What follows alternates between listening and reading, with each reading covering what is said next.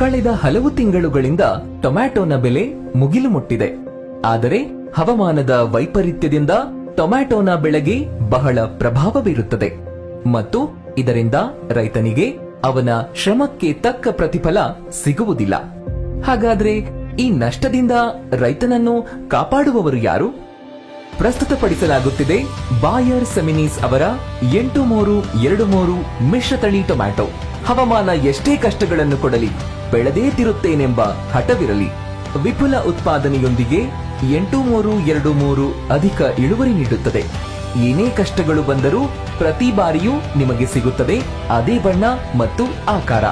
ಅತ್ಯುತ್ತಮ ರೋಗ ನಿರೋಧಕ ಶಕ್ತಿ ಮತ್ತು ದೃಢತೆಯೊಂದಿಗೆ ಇದು ಸದಾಕಾಲಕ್ಕೂ ಸರ್ವಶ್ರೇಷ್ಠ. ಜೊತೆಗೆ ಹವಾಮಾನದ ವೈಪರೀತ್ಯದ ಹೊಡೆತದೊಂದಿಗೆ ಹೋರಾಡಿ ಮತ್ತೆ ಎದ್ದು ನಿಲ್ಲುತ್ತದೆ. ಇದೇ ಗುಣ ಸೋತು ಗೆಲ್ಲುವವರನ್ನು ಛಲಗಾರರನ್ನಾಗಿಸುತ್ತದೆ. ಬಾಯರ್ ಅವರೊಂದಿಗೆ ತರಕಾರಿಗಳು ಇಂದೇ ತನ್ನಿ 8323 ಮಿಶ್ರತಳಿ ಟೊಮ್ಯಾಟೊ. ಉತ್ತಮವಾದ ಗಿಡನೂ ಚೆನ್ನಾಗಿದೆ, ಕಾಯಿನೂ ಫಸಲು ಚೆನ್ನಾಗಿ ಹಂಗೆ ಬಂದಿದೆ. ಕಾಯಿ ಸಾಲು ಬೀಳ್ತದೆ ಅನ್ನೋದೇನು ಆತ ಇದೇನಿಲ್ಲ. ಸಾಗಾಣಿಕೆಗೆ ಉತ್ತಮವಾದ ತಳಿ ಅಂತಾನೆ ಹೇಳ್ಬೋದು ಇದನ್ನ. ಯಾಕಂತಂದ್ರೆ 25 ದಿವಸ ಕಂಟಿನ್ಯೂಸ್ ಆಗಿ ಮಳೆ ಹಿಡ್ಕೊಂಡಾಗ ಅದೇ ಬೇರೆ ಗಜ್ಜಿ ಬರ್ತದೆ. ಅದು ಇದು ಮೇನ್ ಗಜ್ಜಿ ಅನ್ನೋದಿಲ್ಲ, ಮೇಲೇನೂ ಅದೇ ತರನೇ ಆಗುತ್ತೆ. ಅದು ತುಂಬಾ ಚೆನ್ನಾಗಿದೆ ಸರ್. ಇದು ಮಾಡ್ಬೋದು. ಬೇರೆ ರೈತರೆಲ್ಲ 8323 ಅನ್ನೋ ಈ ಸೆಮಿನೀಸ್ ಕಂಪ್ನಿ ಇದು ನಾಟಿ ತಳಿನ ಮಾಡ್ಬೋದು. ಈಗ ನಮ್ದು 4 ಕಟಿಂಗ್ ಆಗಿದೆ ಇದುವರೆಗೂ. ಮೊನ್ನೆ ಟಾಪ್ ರೇಟ್ ಆಯ್ತು 250 ಹೋಯ್ತು ನಮ್ದು. ಈಗ 4ನೇ ಕಟಿಂಗ್ ಇದು.